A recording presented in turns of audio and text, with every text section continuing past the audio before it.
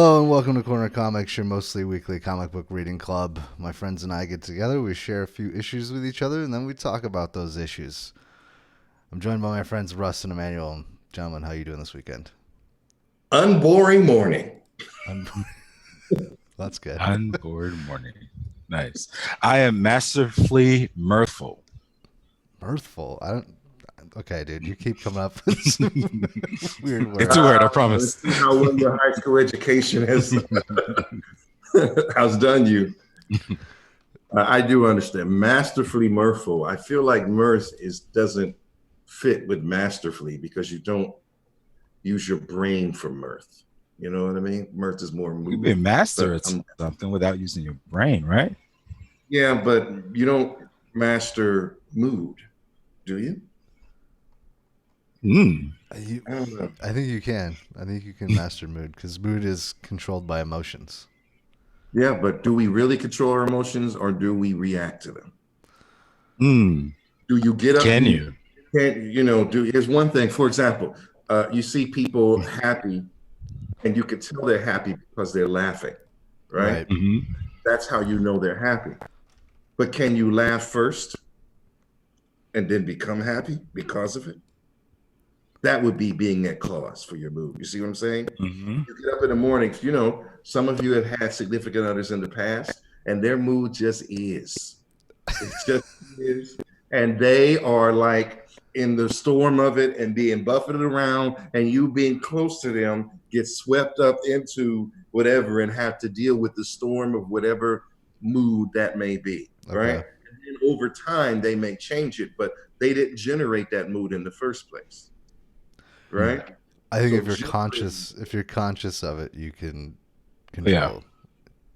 yeah, but mood will happen whether you're conscious of it or not, right? So if I'm going to the But you can bathroom, generate your own it mood. can happen while I'm concentrating on my bowels, right? Yeah. Because my concentration wouldn't be up here. So mood happens. But you can also step back and direct your mood and say, I would like to feel this way. So therefore, What's the becoming a definition? master And of what your is the mood. definition of mirth? Happiness, joyfulness, glee, You sure about that? mirth, Or you want to joy. put money behind that? Let me checkmate my. All right. Okay, please do. While you're googling the dictionary definition, we've got 6 books this week. As always, 2 from each of us. The 2 books that I am bringing this week are Star issue number 5. This is from the 2020 run. And The Astonishing X-Men number 1. This is from 1995. This is part of the Age of Apocalypse event that they had. Russ, which 2 issues do you have? I have Kids, that's KIDZ, number 1 from Ablaze Comics, which is a bunch of kids dealing with the zombie apocalypse. And I have Fantastic Four 2099, which came out this year. And it is not the Fantastic Four you know, and there is murder. Emmanuel? I have Valiant Comics Faith, issue number 104, 2016 run, and Young Justice, volume 3. This is issue number 16, the current 2020 run. Nice. Let's see. I did not get the tweet out this week for the reading list. It's too busy handling some other stuff. But my plan is to hopefully get the reading list out to people. And if you do follow me on Twitter, you can always badger me about not getting the reading list out for the week. I'm at Burkoff. Where can people find you guys on the interwebs? You can find me also on Twitter at Walrus. That's at WALLRUSS. You can also find me on blacksuperherofan.com as well as comiccreatorsofcolor.com. You guys make me feel bad. I think I should update my Twitter account. I don't usually. But you can find me on Instagram at, all right, ladies and gentlemen, get your pen pad out. EM_MAN_YOU_EL. That is phonetically Emmanuel. You could also find me at EmmanuelTheStory.com, where I update blogs. You can see what's going on today in the life of. See you there. All right. And if you want to follow all of us, cornercomics.net. We're still working on that website, still trying to get some stuff up.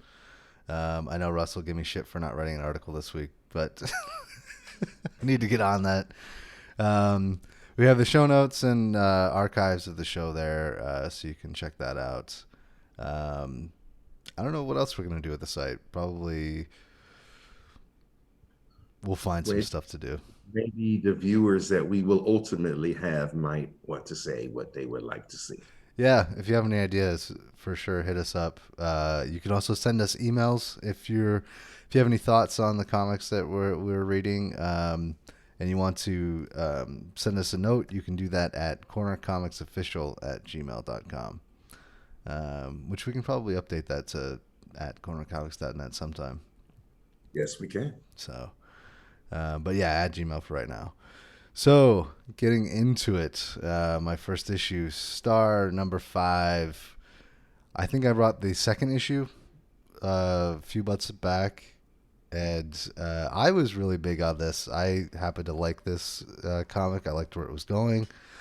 I had some thoughts. Those thoughts did not quite pan out the way that I thought they would.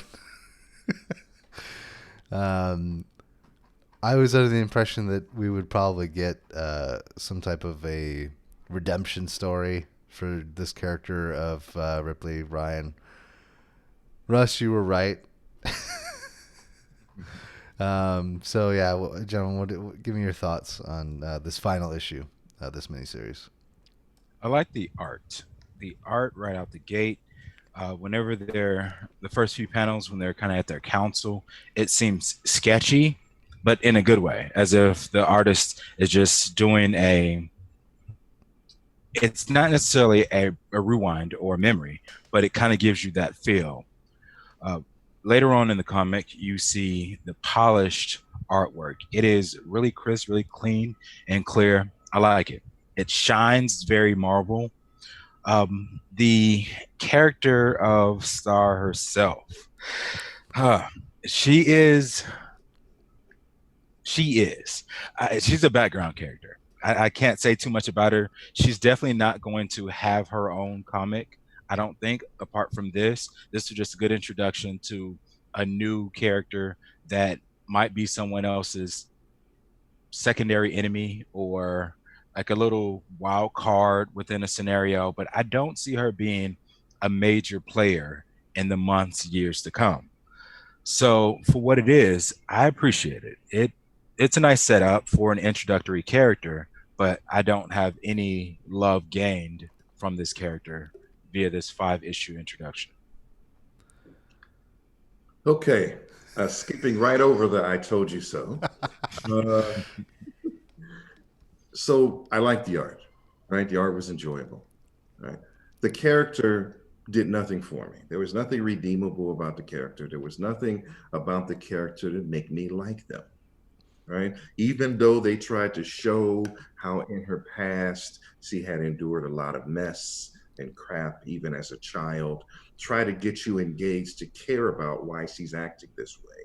To me, this is a spoiled teenager with the powers of a god, and therefore not interesting. Okay. Right? For me. So if there was something about her, maybe she'll be better if she decides to be a good person. Maybe you can redeem her some other way or show how she's been redeeming herself. But nothing, even once this is over, there's no reason to expect that she will be a positive force or an interesting force in the Marvel universe.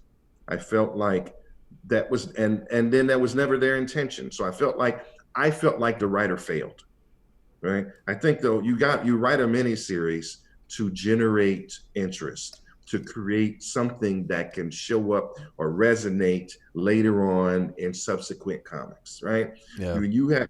Someone calls on me to write a miniseries. I'm trying to write a miniseries so great, so interesting, so evolved that you're going to call me back and say, damn, we got to write some more, right?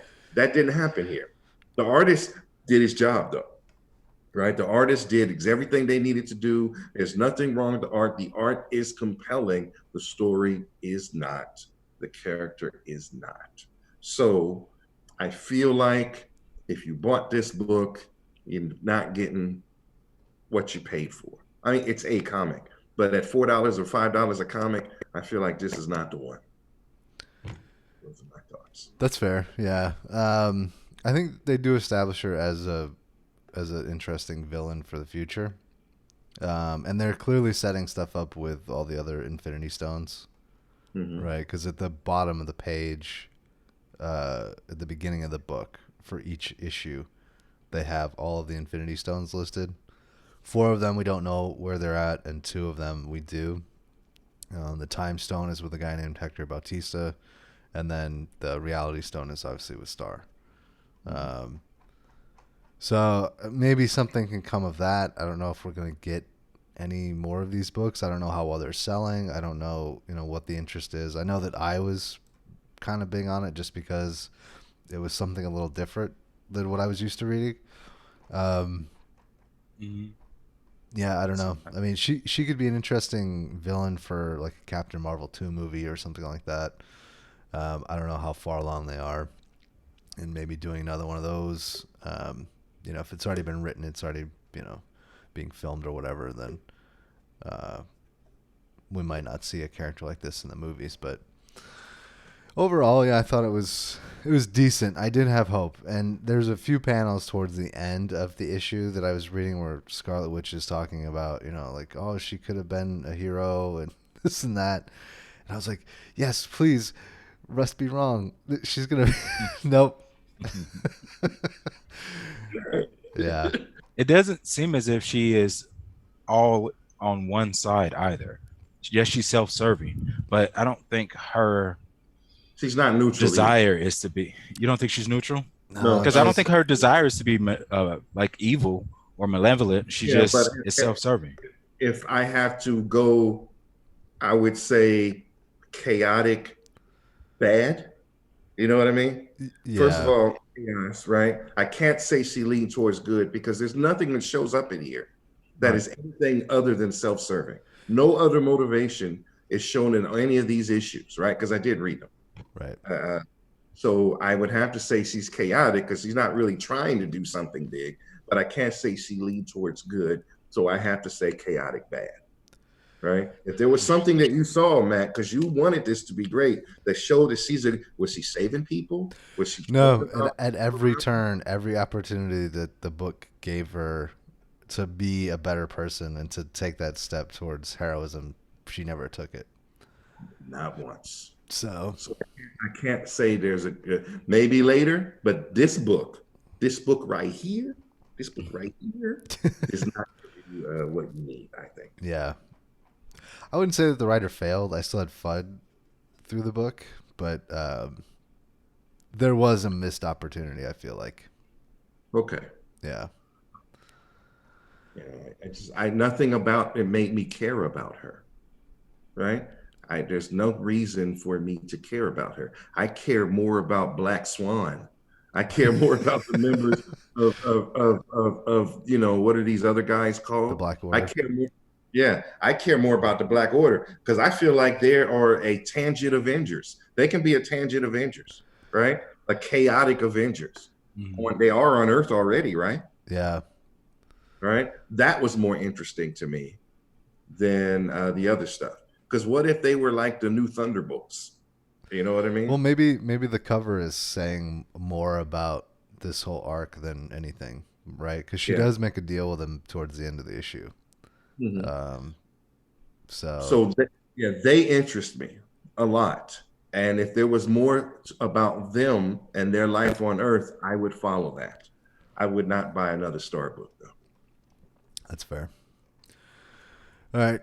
Any final thoughts? I'll say it. All right. Moving on. My next issue, The Astonishing X-Men, #1, 1995. This is the Age of Apocalypse run. So this book replaced the Uncanny X-Men. to give a little backstory for those that don't know, even though Age of Apocalypse is probably one of the most famous X-Men stories,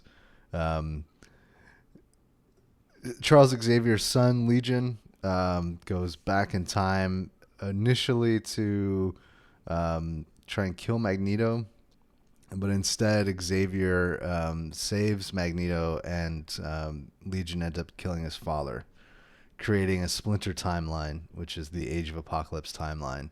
And so we have a very different Magneto leading the X-Men. It's somebody who was profoundly changed by his friend sacrificing his life for him, and he's not the Magneto that we know, which is all homo superior, humans need to die type of thing.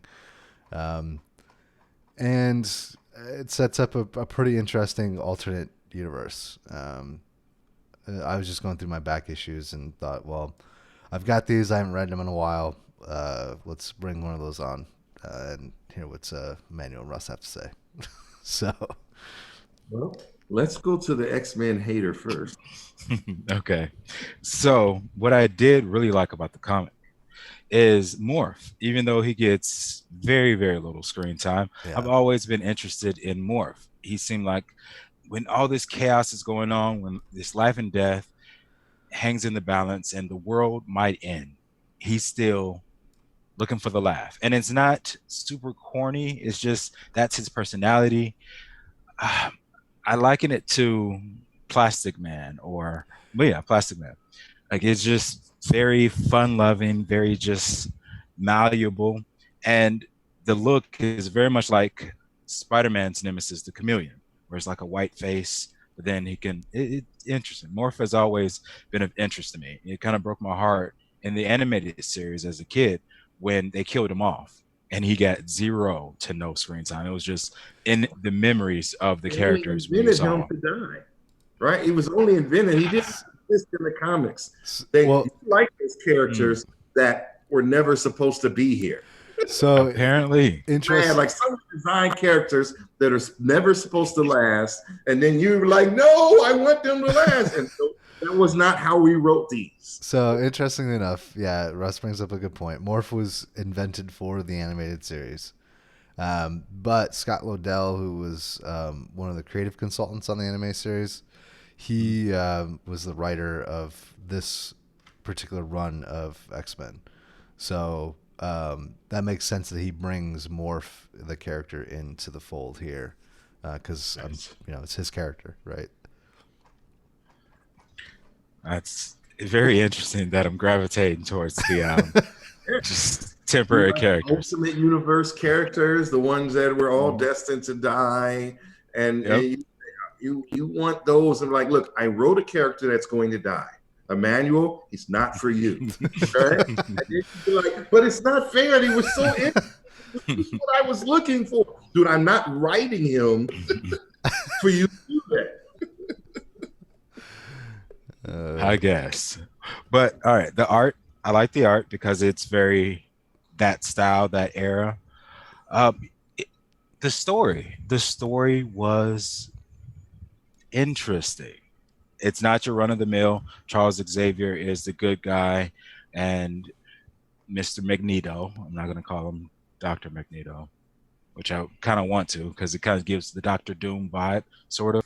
Yeah. But Magneto, yes. I like the fact that he has the long hair in this incarnation. I like him. I like him, this universe version of Magneto.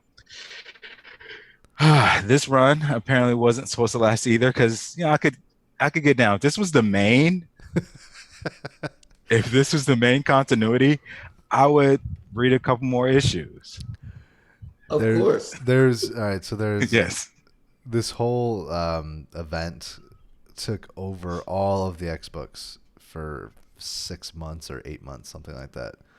So there is a pretty big wealth of books. There's probably 40 or more different issues that you could read.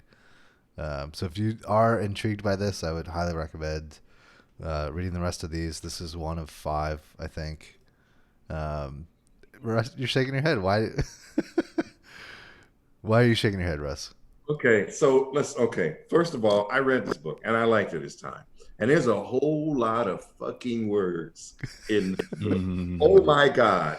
They must try to squeeze 72 words per page and still have everybody posing in action. This is a freaking novel, right? So if you already like X-Men, Yeah. if you already have an affinity for X-Men, then this is good. But if I were to say, hey, somebody like Emmanuel, here is a book that I think you'll like. It got a lot of awards. Everybody loved it. It'd be like, what the? You know what I'm saying? You know how like some sci-fi books have so many concepts? Like it is Mhm. not for new readers, right? Right. So if you don't already like X-Men, you don't already have some history for them, don't touch this book. It'll just mess with your emotions. There's so many things in relationships that you have to already know going in. Even the Yeah. X-Men hater I, f- already has understanding of a lot of these relationships. I feel like So that's comic books in general though, right? Because all comic books are kind of soap opera-y, right? They just sort of continue on. not like X-Men. Oh my God. Was Rogue and Don't Magneto? think that X-Men are anything near. X-Men are every issue is a graphic novel. Yeah. Right? So Every right. Go ahead. clarify this for me. Rogue and Magneto married with a kid, right? Yes. That's the In this universe. In this universe, wow. yeah. Okay. Yeah. Okay. So weird. Yeah. Also, I have a question about Banshee. I'm familiar with DC's Banshee, but not Marvel's Banshee. Mhm. Okay. What's your question? Is it the same powers? I don't. What's I don't. because we don't really get to see a lot of them in this issue, so I don't know his role or powers. So yeah, traditionally Banshee can he can control his voice and use it in interesting ways. So one of the ways that he Okay. does it is he is able to use sonic waves out of his throat to like make himself fly. Gotcha. He could incapacitate people and cause them to be dizzy and stuff with his voice. He can do like vibrate shit so that it'll crumble apart. Things like that. I think we saw that that version in one of the X-Men movies. I remember him now. All right. And if you were interested in going deeper, he has a daughter named Siren. Siren Yeah. who has all his powers and used them in even more interesting ways. And has also been a member of the X-Men in the past. Because apparently he's in the current continuity, he's either dead. I guess he can be back now, right? Everybody can Yeah, come they back. haven't shown him on Krakoa. But yeah, Because he everybody. wasn't in. Right? I'm just saying, where did you do a backup of his brain? You can bring him back. Right? Is Xavier was he secretly doing backup of people's brains even back then? Is he Well- really that much in your business? So this is getting way off topic of this particular issue in universe, but so in the current run of X-Men that Hickman's writing, Moira McTaggart is revealed to be a mutant, and she has the power. Basically, she has Groundhog Day power. She lives through, just continually lives through lives, retaining the memories of the previous life. Right? She, if I'm not mistaken, was married to Banshee at one point, right? Yes. So And they at least some- in one of those timelines, Mhm. she would have gotten together with Banshee, and he would have been involved with Charles. So I'm sure that they backed up his brain. So are you saying that back when we were watching the old school X-Men and Jean Grey was just a Marvel girl, evil Professor Xavier not only was lusting after Marvel girl, but because that's a fact, but he was backing up their brains even then? Well, I don't know. I'd have to ask Hickman what his how he envisioned this whole thing. And what do you save a brain on? Like, I mean, what is the current hard drive technology when it comes to consciousness? Yeah, that's a good question. They haven't explicitly talked about all this. I'm assuming that some of Krakoa, the island itself, has like a biological way to save data. I don't, you know. I think Forge is doing it. Well, yeah, I would have to. yeah, Forge, and then I guess Cypher can talk to the island. So Either Forge created a new hard drive, or Mr. Sinister found a way to genetically save you because he would might need you later. yeah, they have alluded to the fact that, I think they explicitly say when Magneto and Xavier go to Sinister, they're like, yeah, you can continue your experiments or whatever, but we need you. So he's clearly doing all kinds of crazy stuff with genetics. Yes. All right. It's a bit of a tangent. So I'm saying all that to say, if you just listen, if anyone listened for the last like 3 minutes of all this conversation, you recognize that there's a lot of mess here for you. And if you like it and you're into it, then this book is for you. If you're not, don't fucking touch this one. Am I wrong? You I really think gonna give this to a novice? yes. You I think this is. I think if there's anything that you enjoy out of this, whether it be the artwork or maybe a character that sparks your interest. Oh, don't give somebody something that's like saying, I'm going to give you War and Peace. And if there's any piece of that you enjoy, we can break that down later. Right? Don't give anybody. No, you don't do that. You give someone something that they can enjoy in totality, that they can walk away with something and feel something at the end without having had prior knowledge. I'm not saying it's not a good book. Okay. I'm saying it's only a good book to people that have a history with these characters, right? There's only one character Manuel didn't even know, right? Right? And he doesn't even like the X-Men, right? So there's something in there for him, right? Right. But somebody new, the fuck? Real carrying dude, right? No matter who's having sex with who. It's like starting out with Days of Our Lives, day one, in the middle of season 57, episode 33, that one episode where they actually had a superhero, right? That's kind of where this starts, so I can't. All right. Soap opera reference. It's true Nice. though that these books are soap operas. Like the characters change, actors, but the story continues. Yeah, this is what X-Men is. It's a wordy ass soap opera. I'm not saying that's a bad thing. Yeah. I'm saying this is an observation and I believe a fact. Mhm. Worthy, if you want to get somebody new into X-Men, you don't start here. Even look, what is that new series that just came out? The one House of X, Powers of X, right? Yeah. That's a great, as a graphic novel. That's amazing, right? It's probably as close to a good starting point as you can get, but Yeah. it's still marred with all kinds of continuity. Yeah, but the thing is, a lot of things are explained going forward, right? And it's given to you in enough bites that you can just follow the story in and of itself, and then sort of see connections over time. Yeah. Here you dropped into the first issue of a different universe, never ever before referenced, and then you're supposed to just run with it. Yeah. Again, I enjoyed the book. I'm not saying it's bad. I'm saying, right? But I don't want to rest on my laurels and say, well, this is highly acclaimed, so you're supposed to love it. You have to. I'm like, no, everything doesn't, stand up through time, and everything doesn't stand up. What if we have new people coming on who are just trying to get into comics? This ain't for you, right? It's not for them. Okay. Right? That's all I'm saying.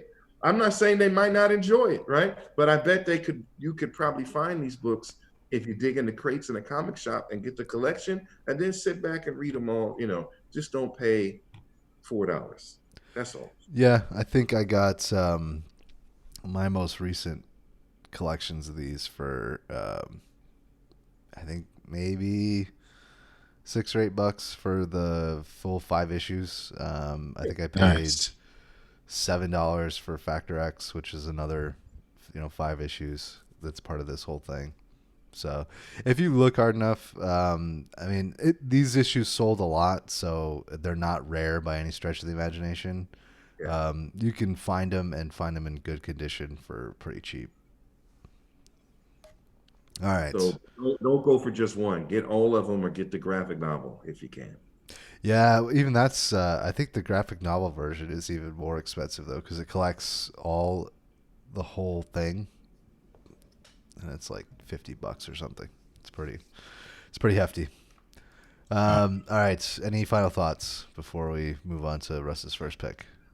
I did want to mention that the art, whenever the artist would draw men, it's almost always square jaw, and it Get it? just it's very much of the time. Yeah, it's very much just this is your physique, this is your jawline, and you're gonna abide by the standard. The only deviation we'll have is more noticeable, like colors or like if you have facial hair or not. I just So want to mention that. the artist on this book is Joe Madureira, who began his career at Marvel at the age of 17. So I think at the time that he was drawing this book, he was 18 or 19.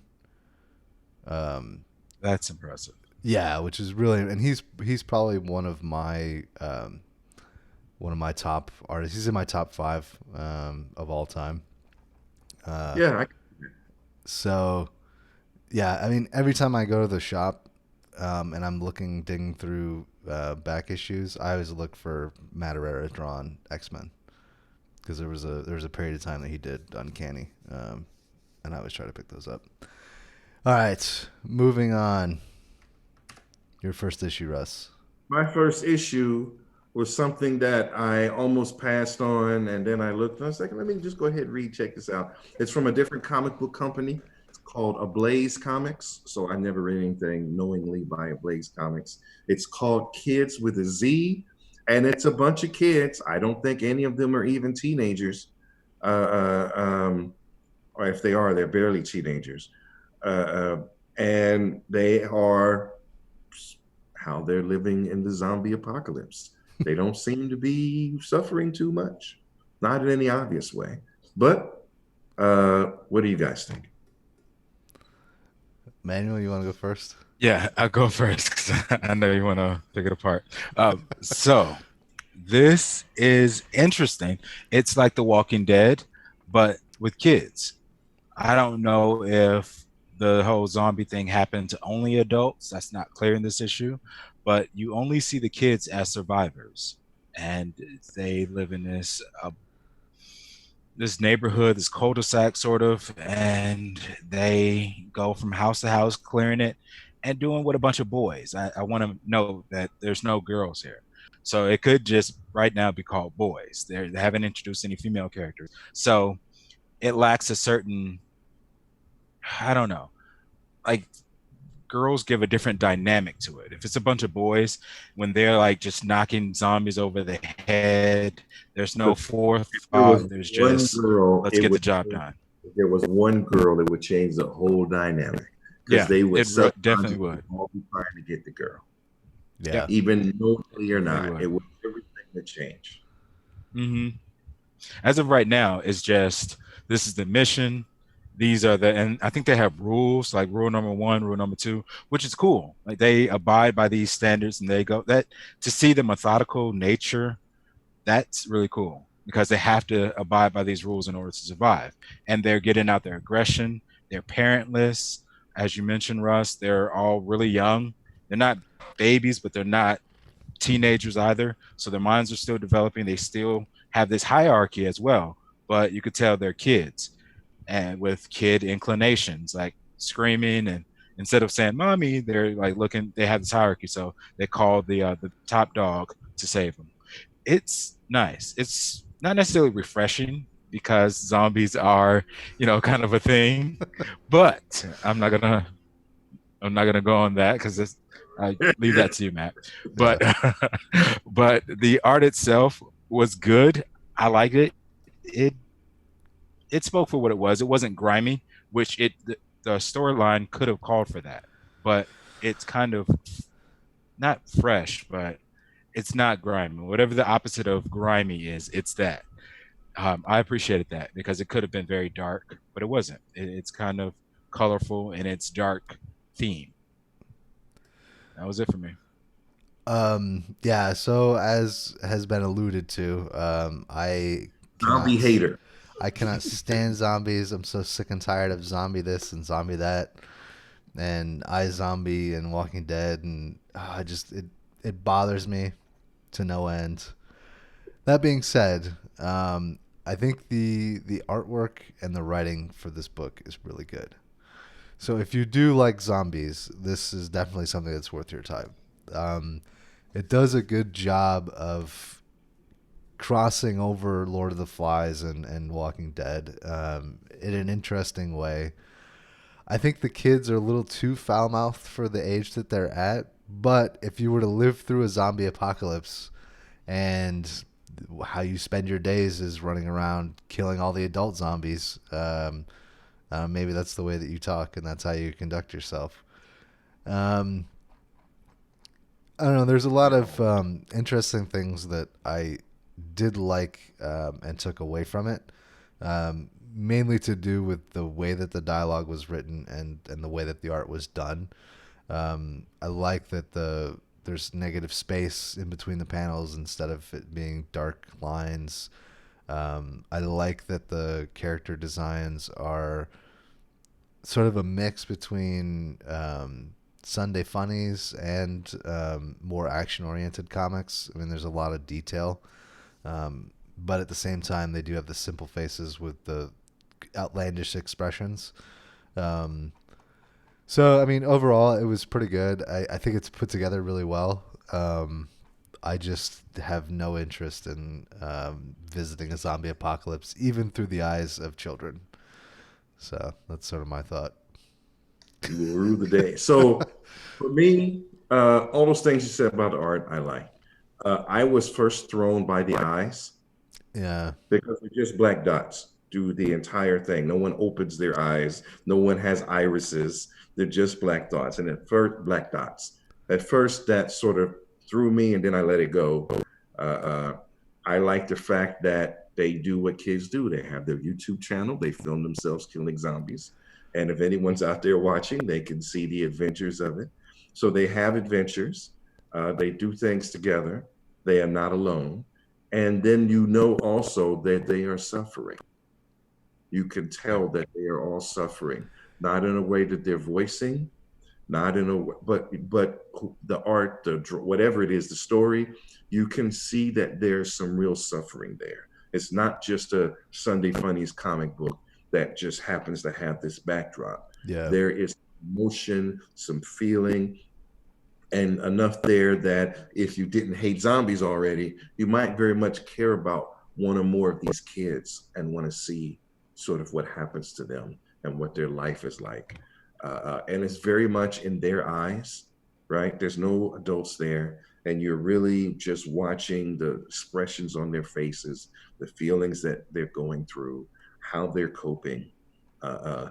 And they put a lot of their energy in dealing with whatever's happened into killing zombies and filming it for YouTube.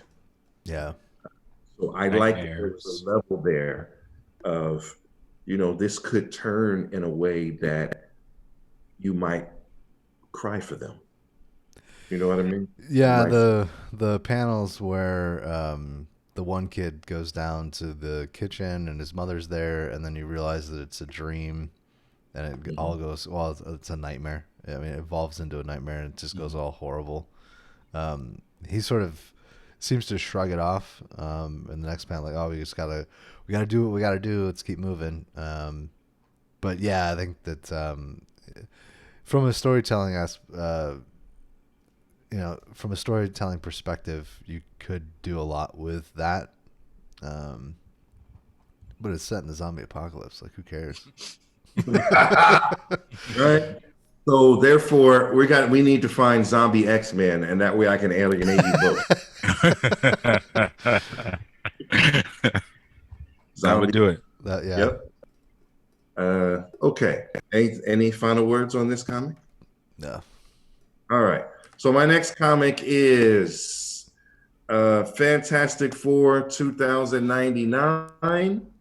If you don't know, there was a famous series of books that took place in 2099. There was a Spider-Man, there was an X-Men 2099, there was a Doctor Doom 2099, Avengers 2099. So, and that happened, I don't know, probably in 1999. Yeah, it was in the mid So 90s. now, 20 years later, they're revisiting that conversation because 2099 has changed because of all the things that have actually happened. And this is the story of, or the possibility of, the Fantastic Four, or maybe a new Fantastic Four, coming to life in this, feels post-apocalyptic a little, but more like what's probably going to happen after this virus in real life, and people can't get enough food and have no place to live. I'm thinking we already right there. So, but anyway, Thanks for that depressing sentiment. Right. I'll start. I thought the artwork and stuff was really good in this book.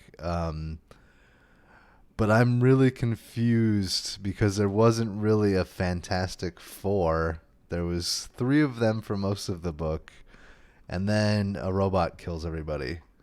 So I had a really tough time connecting with these characters in this book. I think the world is kind of interesting. It's not really post-apocalyptic. It's just a grimy future.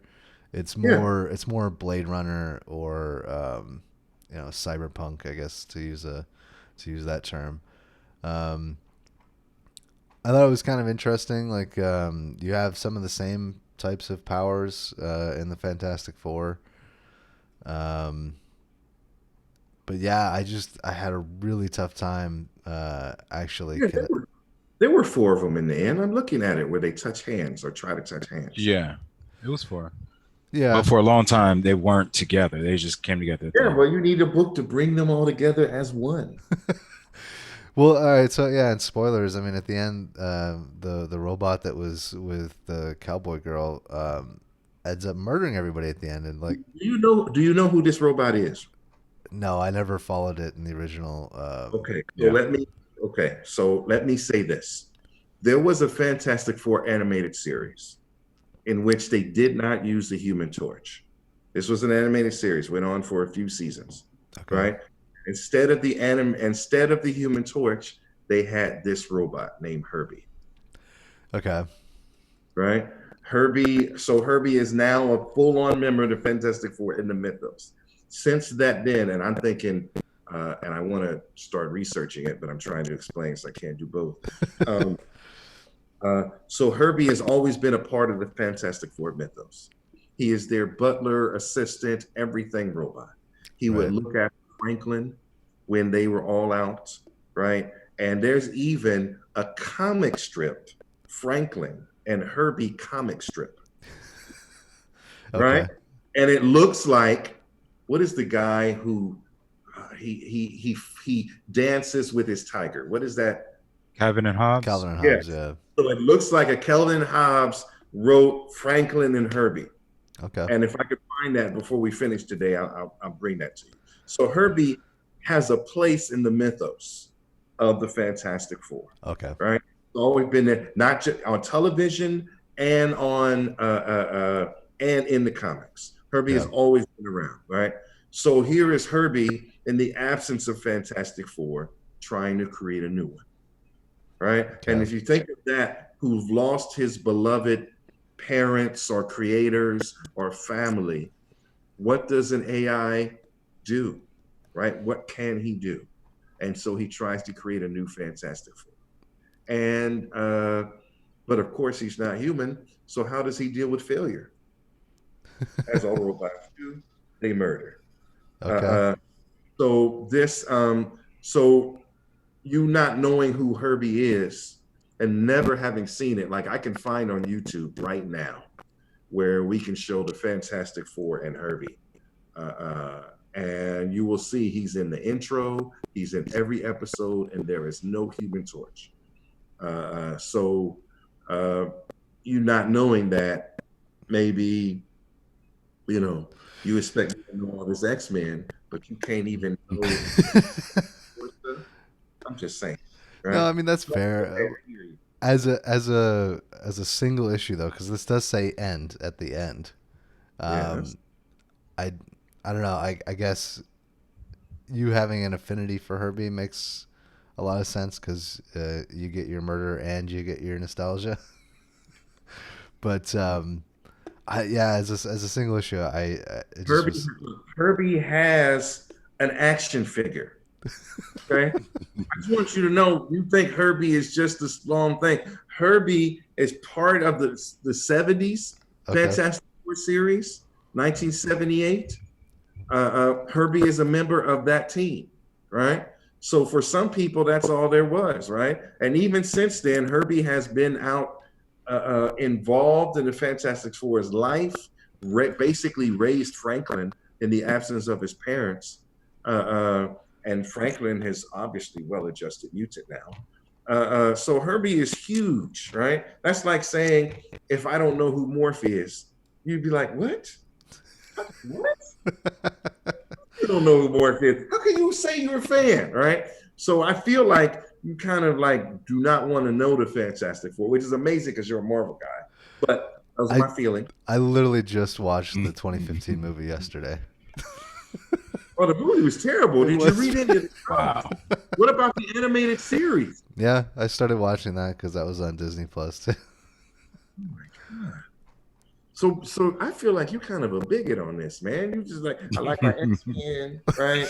And I like my X-Men. I mean, to and be a little bit of this fair, some Star sprinkled in, and my X-Men. to be fair, no one really extols the praises of Herbie. You're very unique in that. Like, yes, he is the staple, but no one's like supporting Herbie. He's been around for different generations of the Fantastic Four. He's always been there. Yes. That's what I'm saying. I'm not saying in and of itself. I'm thinking, how can you not know who Herbie is? It's like, how can you not know who Morph is, who basically only existed in one series on one episode and a couple of times. And then, but if I came at you saying I didn't know who Morph was, you would look at me like, who the fuck are you? No, I would. I'd be like, no, that's fair. I can understand why you don't know who Morph is. I remember the Fantastic Four when She-Hulk was a member. I mean, I did, casually read Fantastic Four back in the day, but so Herbie showed up in the Fantastic Four animated series in 1978, and his first comics appearance was in Fantastic Four number 209 in 1979. Okay. So to tell you how long Herbie has been in the game compared to when you were born. Right. You know what I'm saying? And Herbie is an acronym, stands for Humanoid Experimental Robot, B-Type, Integrated Electronics. Okay. And anyway, so Herbie was there, always been there. And then, so what does Herbie do? But you didn't know. So let me go back to, what can I do? You didn't know? Let me ask Emmanuel. What did you think, Emmanuel? Just go ahead and stab me in my other heart. No, I am your other heart. Nice. You're a Time Lord now. So I was taken aback by the end. Let me rewind first and talk about what led up to the end. The art I liked. The art was really solid, really good. I started to have emotions for the characters. I wanted the mother to get with her daughter. I wanted the daughter to not be persecuted and caged. I was glad that it was majority males. So it was the opposite. Instead of 3 males and 1 female, it was 3 females and 1 male. I like that opposite. It was nice. The fact that Herbie set up this whole thing to create the Fantastic Four, because the Fantastic Four got their powers from cosmic rays, and Herbie instituted cosmic rays and into this timeline, or whatever the case may be. I'm not sure the dynamics of it, but to this whole population, certain people died, certain people got sick and gained powers, and all in an effort to create another group of 4-powered individuals with similar powers to the original Fantastic Four. It broke my heart when it was revealed that Herbie is the villain that has been killing off different incarnations because they're failed experiments. That the feels, because I'm not going to extol the praises of Herbie, but I'm familiar with Herbie. I know that Herbie was the AI, the family AI, so a part of the family essentially. Murderous Herbie. Well, if you create an AI, it's you're not sad. But murder. I do like a Yeah. little murder. I didn't see the Definitely a murder. murder. I didn't see the murder coming either. All right. I was like, okay, let's see what the future. Yeah, Well, I let's- didn't think that was gonna happen. Right. Like, But I did see that they were dying apparently or something right before he murdered them. Like, hey, why isn't this working? What's happening? And then they started like decaying or whatever. yeah. And he was like, oh shit. Every time I try to do that, I'm so pissed off. Now I gotta start again. They showed other incarnations of Herbie doing this. Mhm. And I don't know, was this an actual Fantastic Four storyline? Because there's 4 guys that are like in suits, Fantastic Four suits. Was there a comic or an issue about them? Because that seems interesting. I think what happens is after the disappearance of the Fantastic Four in whatever local times, Herbie just had to fend for himself and just started instituting a new Fantastic Four protocol. And tried that. That didn't work. Death. And tried it. Oh, that didn't work. Kill them all. Tried it. That didn't work. Damn it. How many times do I have to do this? But it's just an experiment, right? How many times do you have to do experiments you get it right? Sooner or later, he'll get his Fantastic. Yeah. Would have been nice had he cited some previous incarnation. What were you saying, Matt? I was gonna say the final caption. Some families are just meant to be together. Together in death, I guess. Yep. Because remember, and I'll go to a quick tangent and then we can jump right back. Remember how I explained Justice League is a family and Avengers are not? Yeah. Fantastic Four is a family. Yeah. Right? X-Men can be considered a family in that they, make sure all mutants are alive, but I don't feel like there's any real love. Incestuous. Yeah. Whereas the Fantastic Four is just straight up family. They always have been. There's always love. They always have each other's back, even when they get on each other's nerves, even when they piss each other off to no end. That family cannot be broken apart as a family. Yeah. Right?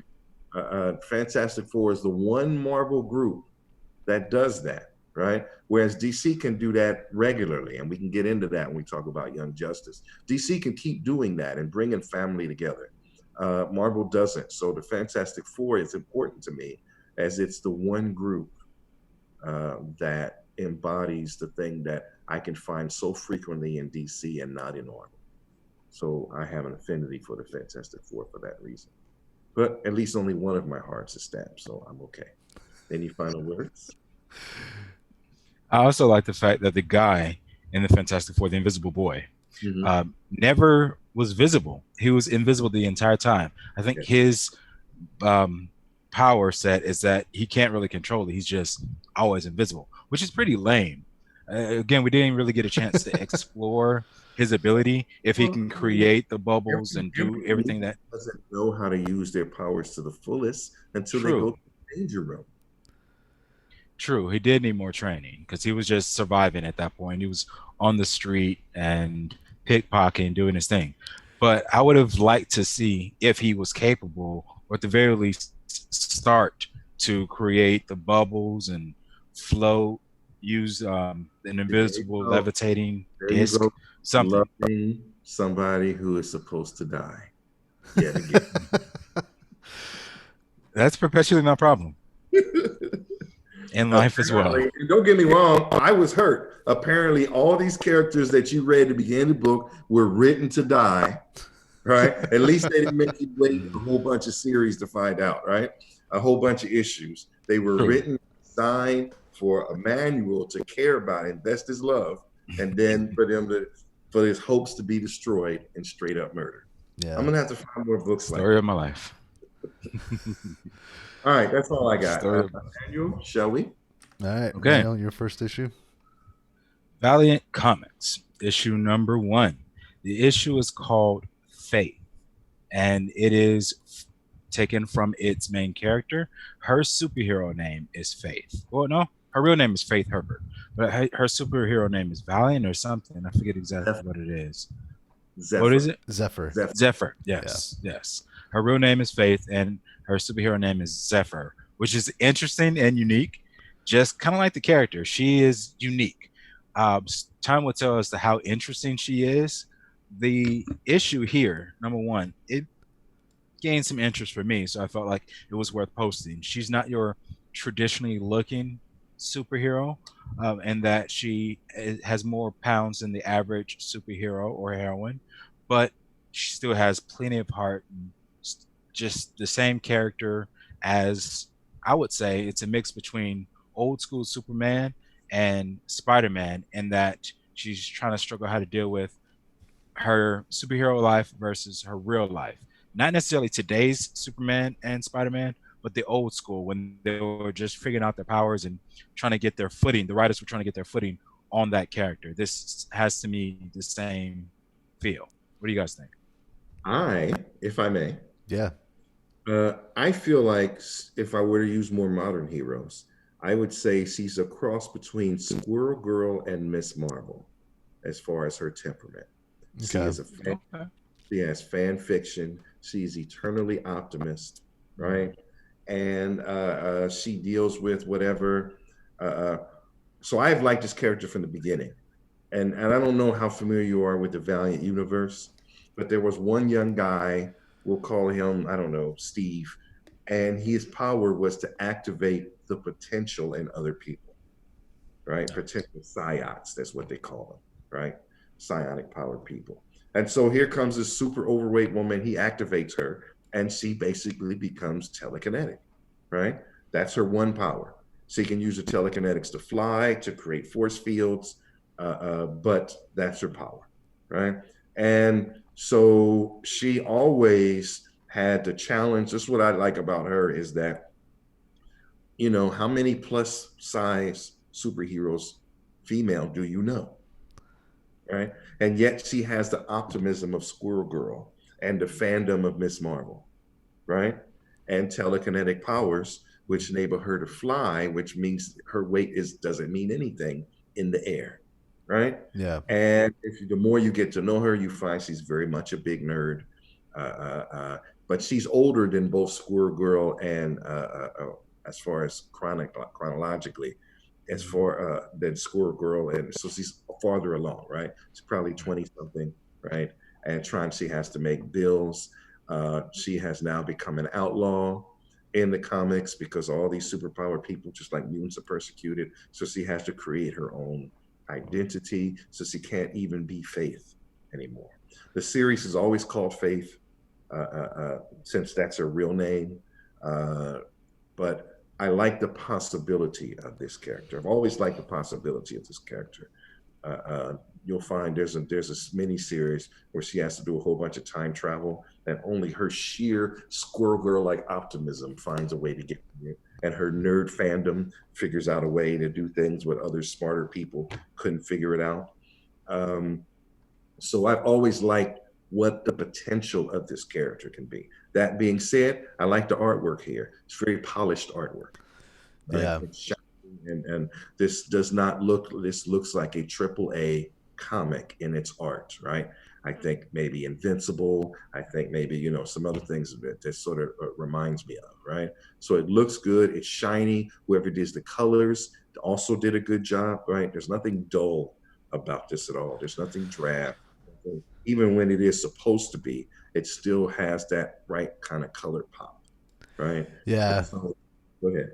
It's got a nice juxtaposition between the daydream sequences, which are like they're contrasted against the more real world like when she comes out of the dream sequences, you're like Yeah, right. I think the artwork's pretty good here too. I agree. It's definitely polished at a AAA level. It stands with all the other big name publishers. I think it's interesting that they took a character and was like, well, let's do a plus size woman and make her a superhero because it's just drastically different from what you would expect. Um, even I mean, sure it's a woman, but even if you were to do this with a guy character, nobody really expects it because the whole idea of superheroes is to have that adolescent power fantasy, right? You know, Yes. the big muscles and the chiseled jaw and whatever else. So I think it's interesting to do that just overall, right? It makes it so that you're already starting from a space where you can do more than what you would be able to do in a traditional superhero book. Yes. I think it's interesting that she has to Emmanuel's point, it is kind of like old school Superman, right? She has the idea that she's going to be a journalist and whatever, but ends up at a blog fan site type of thing, Yeah. almost like a TMZ or one of those, right? And it's not like she doesn't like her job, but it's just like, well, it's a step down from a real journalist type of thing. Yeah. Yeah, But it's a good book overall. I was kind of disappointed. Like when this book first came out, there was a lot of I don't want to say hate on the internet, but a lot of people were like, "Oh, SJW and social justice warriors and why you gotta do this and make this book." I was like, "Who cares?" Like, you know, comics are meant to be able to do things that you can't do in other media, Right. and this shows that that it works. exactly. So I enjoyed. I actually read this before, so I enjoy the book and I enjoy her, but I don't know if it's more because the idea of her, the idea of a character like this existing, sort of fascinates me more Yeah, than the actual book itself. But remember, this is what is that movie that just came out recently? That's from the Valiant universe. Uh, Bloodshot. Plus, Bloodshot. right. So this is the Bloodshot universe. This is the same universe that Bloodshot exists in. Yeah, So seek to show up in that universe to give you sort of an idea visually of how that might end up one day. So anyway, I did enjoy it.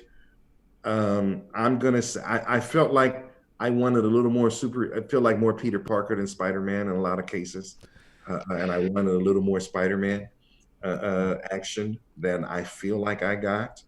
But you definitely get to know who she is and what she's about in this first episode issue, and then you get the explosion at the end where she may die, but you have to go back to next issue to find out if she survives. what is this? One of four? Yeah. Okay. So I recommend getting the graphic novel just to sort of see what it is. The art is definitely worthy of you.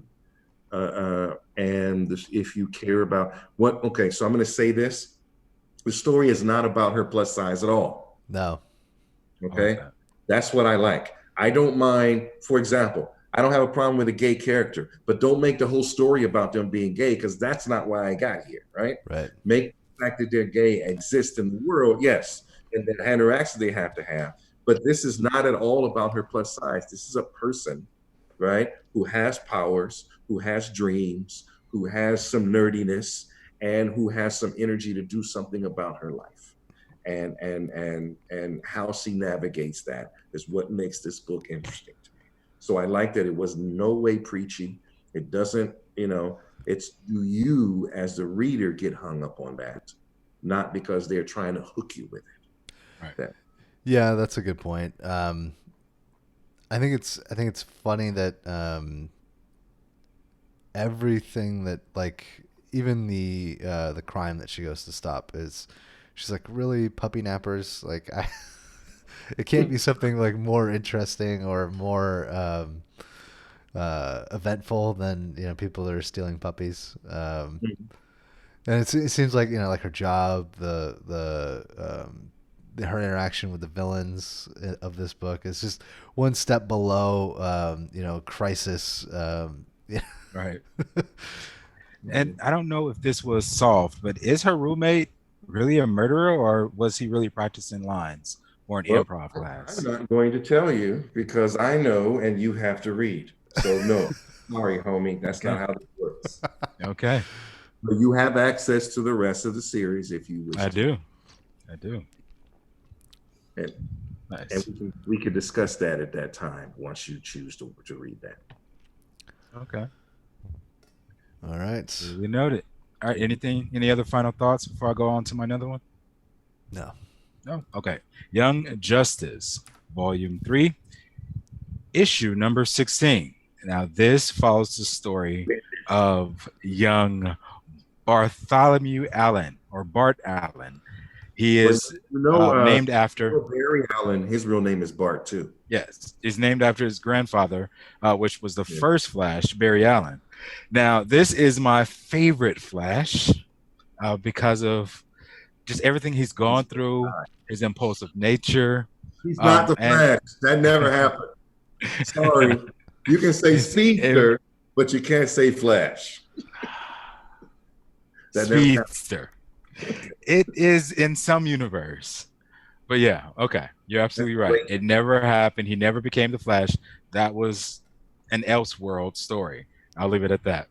So, but this Bart Allen is my favorite because of his origin story, because he has so many issues with his age and his origin and who he is and his abnormality, which is spoken of in the issue. So if you have no previous experience with this Bart Allen, this kind of gives you a good insight into his mental goings on, what's going on internally, his emotions, and how he feels like an outsider, and how he finds a kindred spirit with a clone.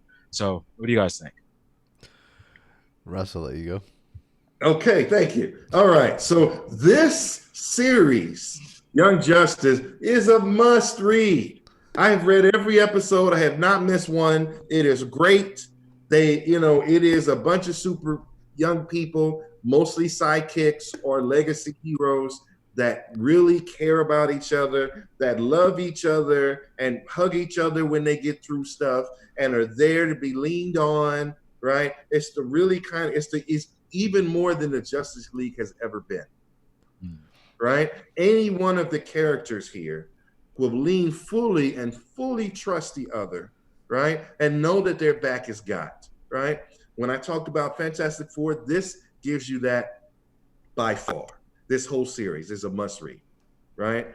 And a lot of these characters shouldn't actually exist because of the new 52 and all the universe changes and all that. And some of that gets explained here, and some of it gets explained in the series, right? And there's a whole lot of members. If you watch the book before this one, you'll find the Wonder Twins, you'll find Dial H for Hero, you'll find some new heroes like Sideways, which you may or may not know about, and a whole bunch of new, and I call them Blackwalad, but the Black Aqualad.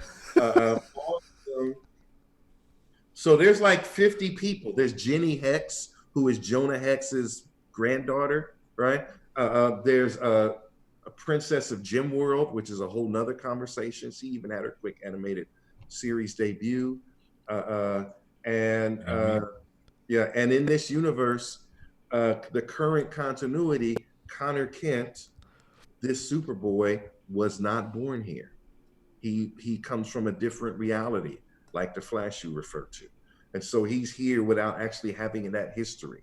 And if you read in the current Superman comics, that is sort of explained and dealt with, where he meets Superman's actual son, the other Superboy, and him and Superman get together and they go talk to the Kents and all of that. So I'm gonna recommend that. I think it's Action Comics. So this series is a great series. So just stop what you're doing, get the graphic novel, and Naomi. Remember Naomi? Also a member of Young Justice, right? So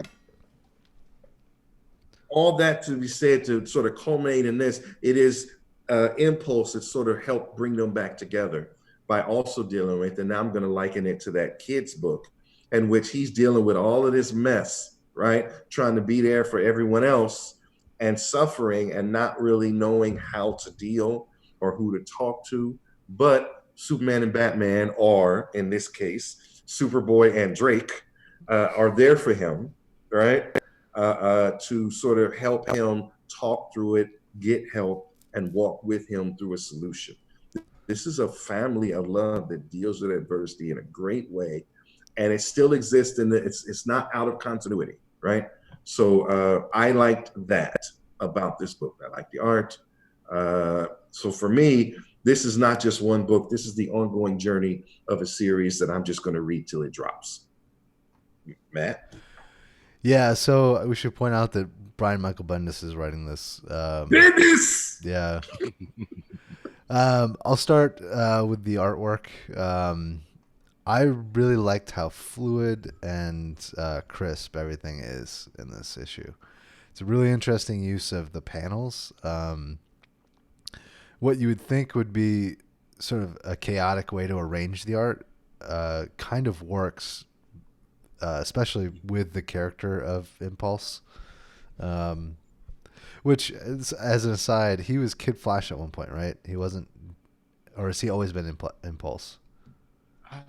It depends on which run you want to go. Yeah, he was Kid Flash. That's when Wally was the Flash. So Wally West became not Wallace, not the black Kid Flash, but the original Wallace, or yeah, Wally West. He Before became Barry came Flash. back. Yeah, before Barry Yeah, came back, Okay. he ultimately went from yeah, Impulse to Kid Flash. But that universe doesn't exist. kind of like upgraded. Well, Yeah, because he's now just all Yeah, Impulse all the time. That's it. None of that other stuff. No Flash, no Kid Flash. He's Impulse. yeah. so the big 2-page splash towards the middle of the book, where he's having the internal monologue with himself. Mm-hmm. Um, it shows him in what I thought was the Kid Flash uniform, so that's why I was Yes, curious. he has that memory of that universe, but none of that reality Is exists. okay. All right. Yeah, I mean, overall, I thought it was really good. The artwork is fantastic, and just really carries with it. And I mean, it's Bendis writing this, so you know that there's going to be some deep character moments, which this does deliver. Jumping in as somebody that's not up on the current run, I've never been a huge Young Justice fan because I feel like I don't really want to follow the kids. I want to follow the adults. Um, Yeah, that being said, fucking Bendis, man. Why do I need to read this now? Like, you do. yeah, like I don't know, he does a really good job of just sort of really making you feel like he does character studies well, I guess, is what it is. And so, yeah, I'm really interested now to sort of see where this goes and where it's been. Um, yeah, Bendis. And it's a new imprint called Wonder Comics, which is an imprint under the DC heading, which is still in continuity, but written sort of with a different focus. And that's another reason why I like it, right? So that's why the Wonder Twins can show up in here, who still work at the Hall of Justice part time, I guess, when they're not in school, and how Dial H for Hero. These two kids have them, and Dial H for Hero is particularly interesting because sometimes the guy turns into Superman, which is his version of Superman, and sometimes he turns into Spider-Man.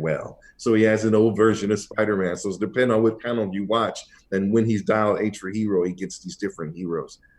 So I like the fact that it used to be just a good 5 to 7 heroes. Now they actually have a family of almost 20 heroes when you Yeah. think about it, and including Teen Lantern and all the new characters. And if you're new, it's just, what is that Marvel group of young heroes run by Miss Marvel? What are they called? Champions. Champions, Yeah. right? In Champions, they care about each other, right? They don't trust each other to the level that Young Justice does, but they're getting there, right? So I think, young people are the future. Let's find a way to work together and do what we know is right from the beginning. The hope that Marvel doesn't necessarily bring well, but Champions is starting to do. Hope always is big in DC.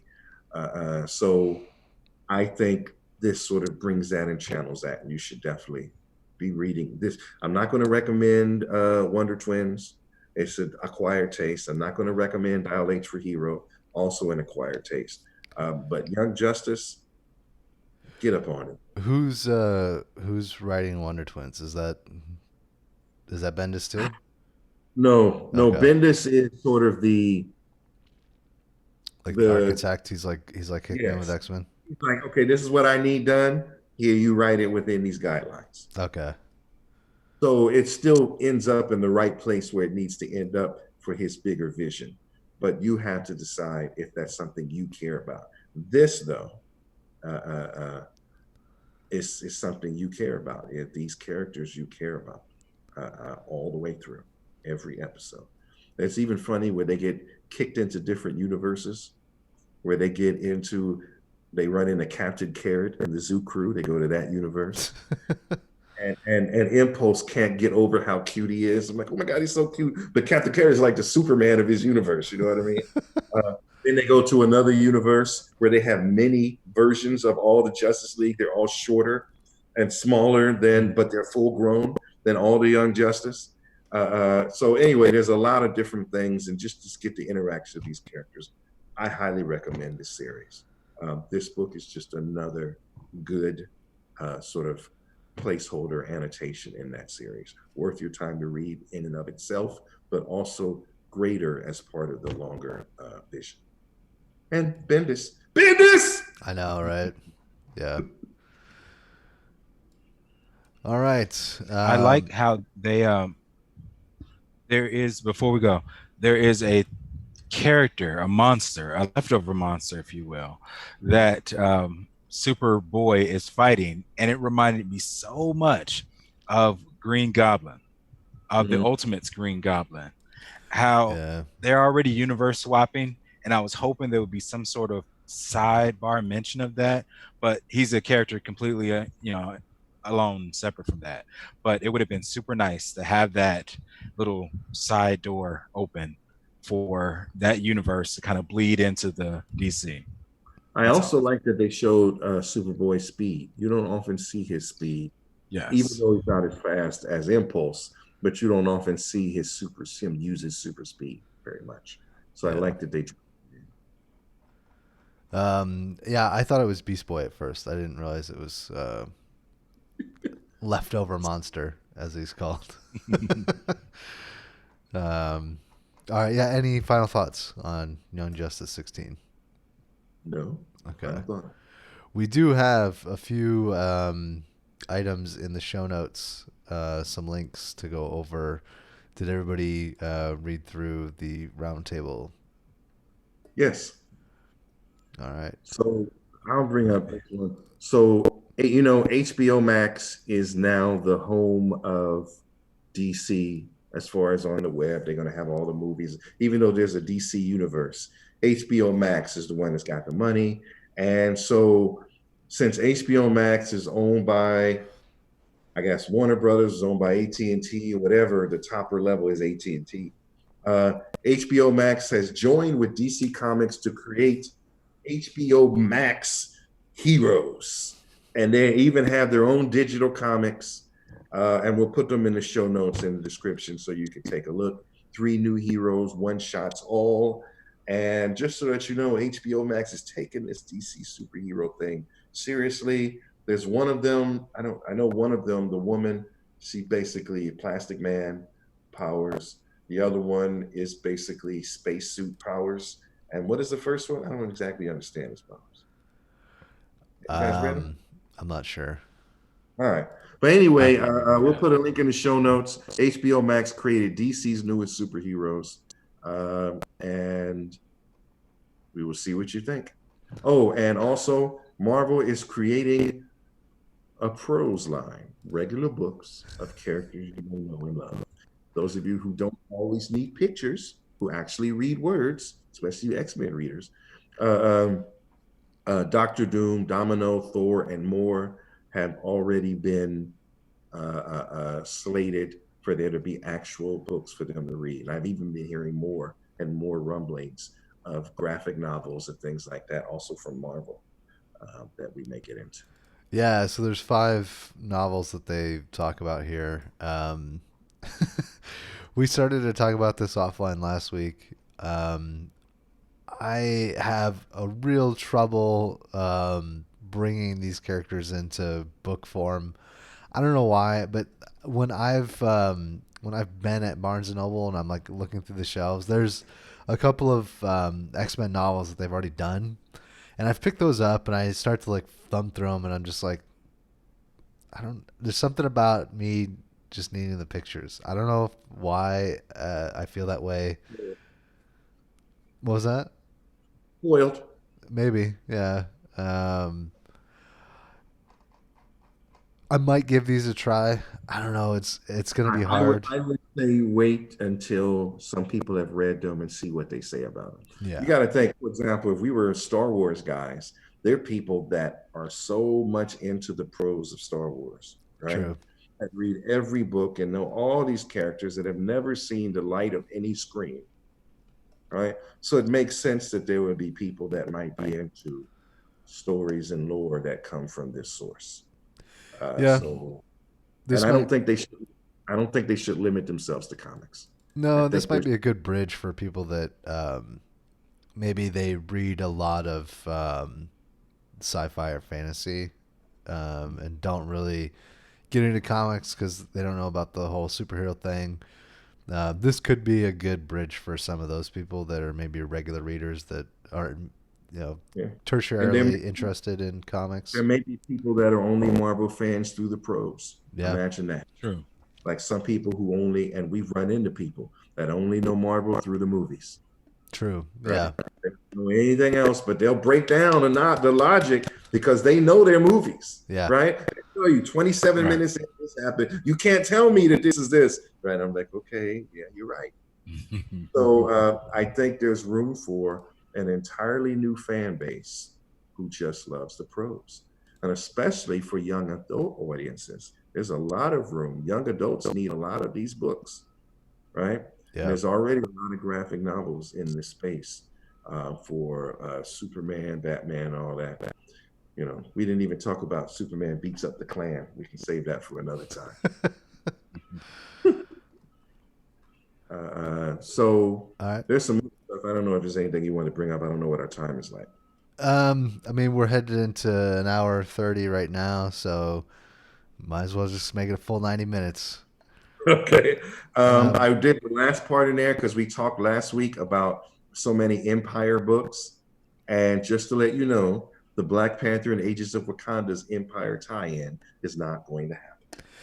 that to So that's me, I think is a little crazy. Of all the books, and I don't have the list in front of me, but of all the books that you would get rid of, it seems to me that a core character of the Avengers you would want to keep as part of the tie-ins, right? Like the X-Men books don't make sense to me in this context. Like, why are those tied into the Empire series, other than the fact that they're selling? And I guess if you're picking up books every month, and X Men happens to be one of them, and it's an Empire book, like, oh, well, I gotta get the other stuff now. Like, Mhm. maybe that's why they're doing it. I don't know, but to me, it seems like from an overall like event standpoint, you want the core characters of that event, their books to tie in. Yes. Well, And so, I don't know what to tell you, man. First of all, remember there's two series. There's the regular X-Men series and there's the Empire X-Men series. right, right. So, Okay, so I can write you. You want me to write you how they're involved? I'm just gonna make it up. Ready? Okay. We're gonna need help from other planets, other solar systems to get help.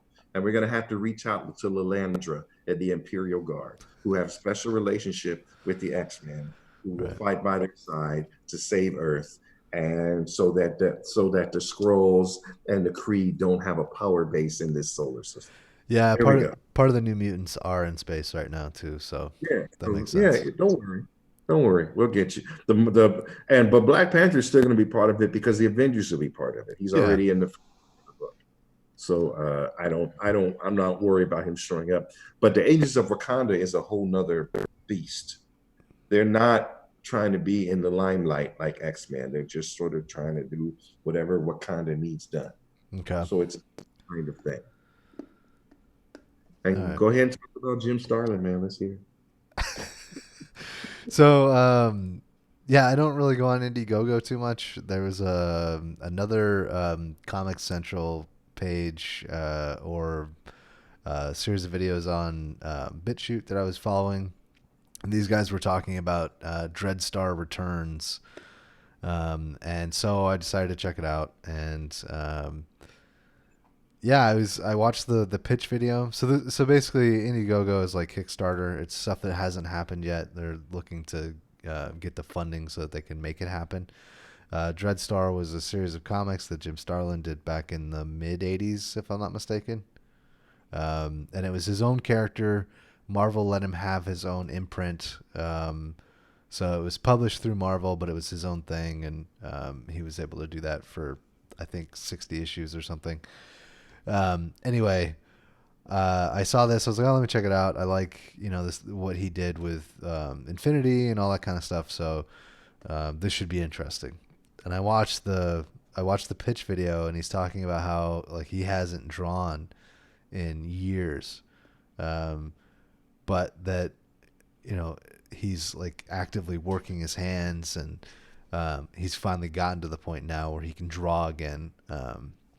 And I mean, he's in his mid 70s, I think. So I mean, he's getting up there in age. And that just kind of hit me, and I was like, that's freaking awesome. Like, he's writing and drawing, and it hit its goal, so this is going to come out. And I guess it's going to be like a hardcover graphic novel. I don't know if you have to be a backer in order to purchase it, or if it's eventually going to be published elsewhere. But yeah, I just thought it was really cool. I thought it was an interesting. I am a fan of Jim Starlin, and I have fondly read a lot of this stuff in the past. So there's always been good story there. There's been also been some weird. In fact, wasn't there a character called the Weird? Maybe. That sounds so. Yeah. Anyway, I like Jim Starlin. If you're a fan, definitely support him. But for me, the minimum buy-in is $30, and Yeah. you do get a hardcover graphic novel, so that's probably worth it. And it's Jim Starlin, and if he signs it, dang, he ain't gonna be doing this forever. So it's definitely something that you can put in your collection. So it's definitely a good find. Yeah. All right, I think that does it. Do you have any thoughts, Manuel?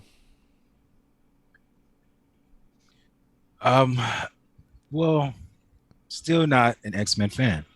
Although the needle's moving. The needle is moving a bit. My relentless X-Men picks every week will get him there. Wear you down. And I mean, with you guys picking up good Justice books, I might actually be a Justice League fan by the time we're all done with this. Yes. Both new and old. Bendis. Yeah. Bendis. Gamma. And on that note, we're out.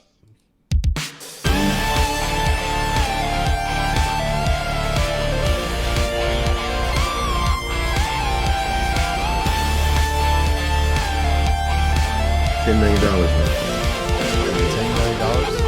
Yes. And I just start my Indiegogo, and I just need $10 million.